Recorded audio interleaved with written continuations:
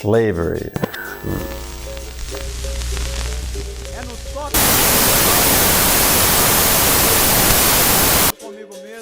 For the last 10 years or so, I've been periodically visiting sugar plantations across the northeast of Brazil. Something about these places always struck a nerve. In some ways, it seemed as if slavery had never really ended here.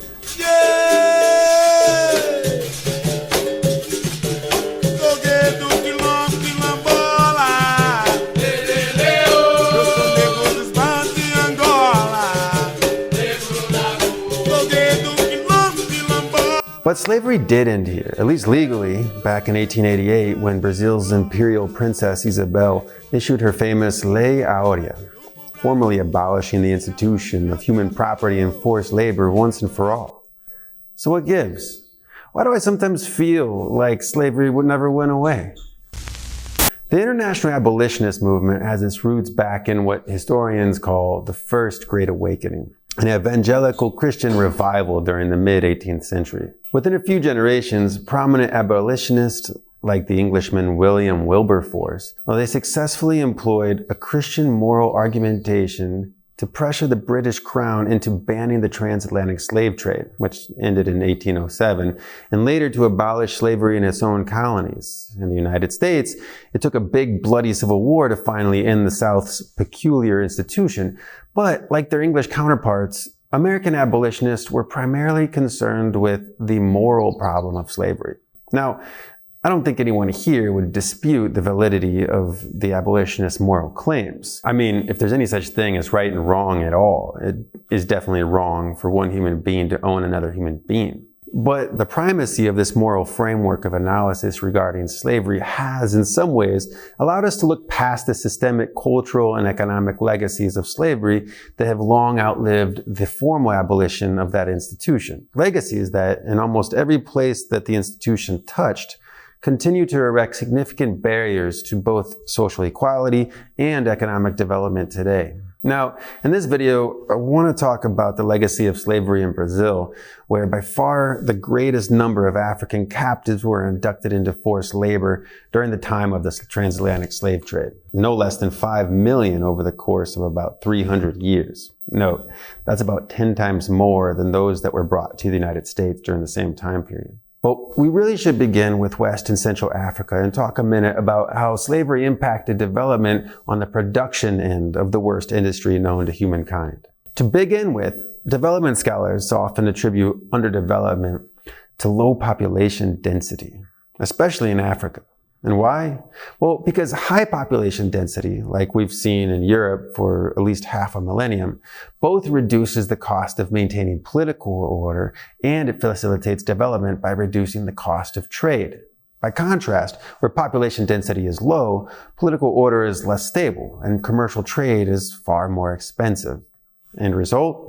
Stunted economic growth. And the transatlantic slave trade, which saw at least 12 million West and Central Africans stolen away from the continent, provoked a steady decline in population and population density, precisely at the same time that increasing population density in North America and Europe favored early industrial growth in those places. Now, I'm not going to lie, I don't really buy this argument so much myself, but there is a corollary to this argument that seems to hit right where it hurts. And it's this.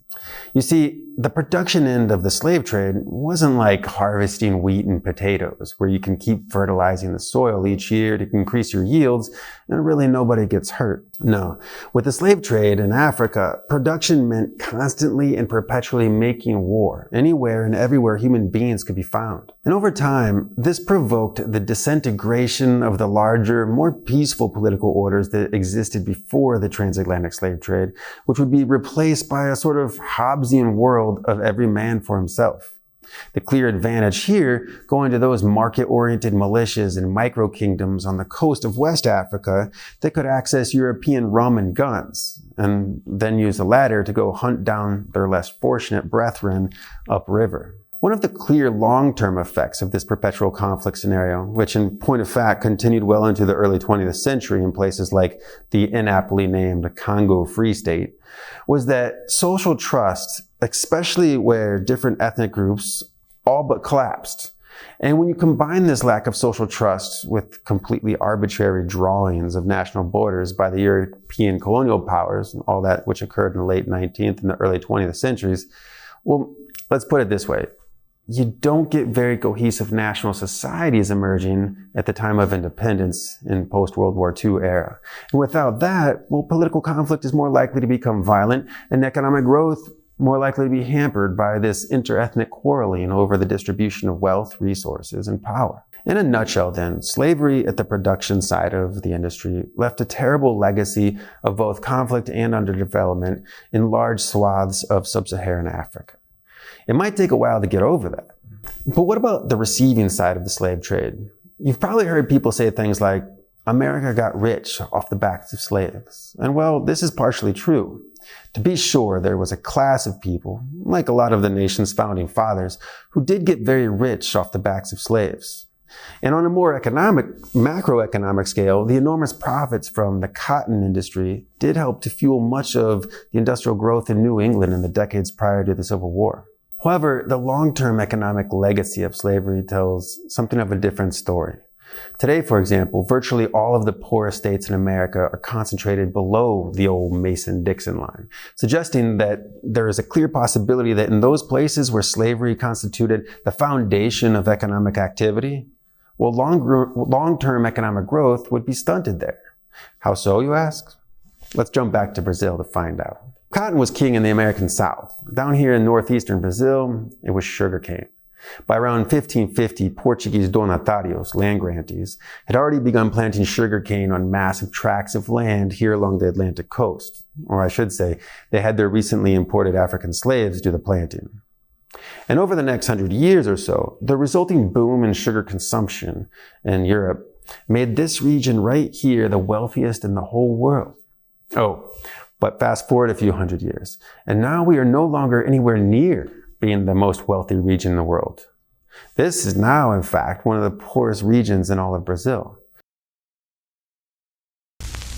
So what happened? 2 words: the plantation economy.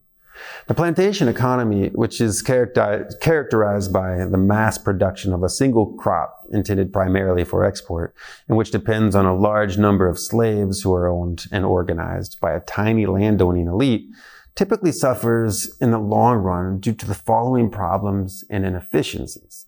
Problems and inefficiencies that still impact politics, society, and the economy even today, and which go far beyond the problem of just racism.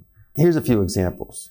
First, plantation elites being such a small percentage of the overall population and existing at a level of wealth and comfort so far above the vast majority of people, well, they tend to jealously guard their privilege and position. And this leads them to reject, and also to use their political leverage to get the state to reject, any kind of technological innovation and block any new kind of economic enterprise that might allow non-traditional elites to emerge and contest their monopoly of power and privilege. Now, even well into the mid-20th century, long after the epicenter of global sugar production had moved elsewhere, we could see these dynamics stunt economic growth in northeastern Brazil. Here, the big sugar families in Pernambuco state, for example, were also the region's big political families. And for a long time, they were able to block federal government's efforts to subsidize industrial development in this region, lest they lose their semi-captive labor force to the manufacturing sector. A second problem of the plantation economy is that it is overly dependent typically on just one export crop. And this means that it is extremely vulnerable to the natural boom and bust cycles of the global market. For the Portuguese planter class in Brazil, their golden epoch ended within 100 years of its inauguration, when the British and the Dutch expanded sugar production themselves in the Caribbean and the West Indies, and they outcompeted the Portuguese in the European market. And how did the Portuguese respond to this competition? Well, instead of adopting new technologies to increase the productivity of their plantations, they simply worked their slaves harder and they planted more land with sugar. And this had the effect of, 1, provoking more slave revolts, and also preventing the diversification of agriculture and other economic activities. And finally, a third problem with the plantation economy is that it is really all about inequality. And inequality helps to perpetuate certain cultural attitudes and behaviors that can be antithetical to positive economic development in the long run. What attitudes and behaviors am I talking about? Here's a few examples. First, wealthy people here in Brazil tend to refuse to send their children to public schools because it just wouldn't do to have your child, who you hope to send to college in France or England, to study alongside the child of your illiterate maid.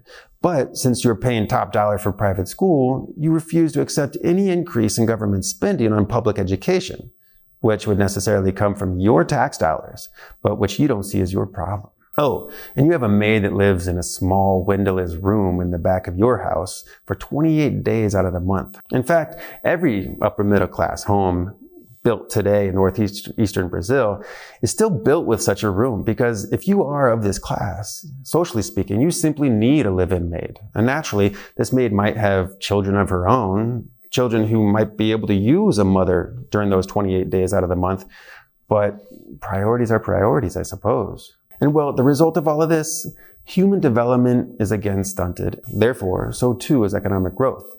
But listen, I don't mean to just blame the rich. The poor also bear the blame in their own way. Perhaps feeling like upward mobility is a pipe dream, perhaps this being another legacy of slavery, a great many among the poor tend to have attitudes about hard work and saving that can best be described as fatalistic. So instead of laboring hard, smart, or efficiently at a job that will pay them an average of no more than $200 a month, well, it's quite normal to see people working in a lackluster fashion or to not show up to work at all once payday comes. But in short, plantation economies are typically born out of some big commodity boom, like cotton, tobacco, or sugar. And likewise, they appear to produce extreme wealth in their early stages. But over time, the very structure and logic of the plantation economy creates a deeply entrenched barrier to long-term economic growth. I certainly see this impact every day during my stay here in Brazil, but you can also see it in the American South, you can see it in the Caribbean islands, and in many parts of Southeast Asia too. And so it is. Slavery didn't just present a moral problem for our modern souls. It also gave us a self-perpetuating economic catastrophe. Now, there are, of course, many other causes of underdevelopment, but slavery on both the sending and receiving end of the transatlantic slave trade left in its wake a barrier to development like no other. But what do you think? I'm Professor Michael Wolff, and this is The Politics of Development Online. I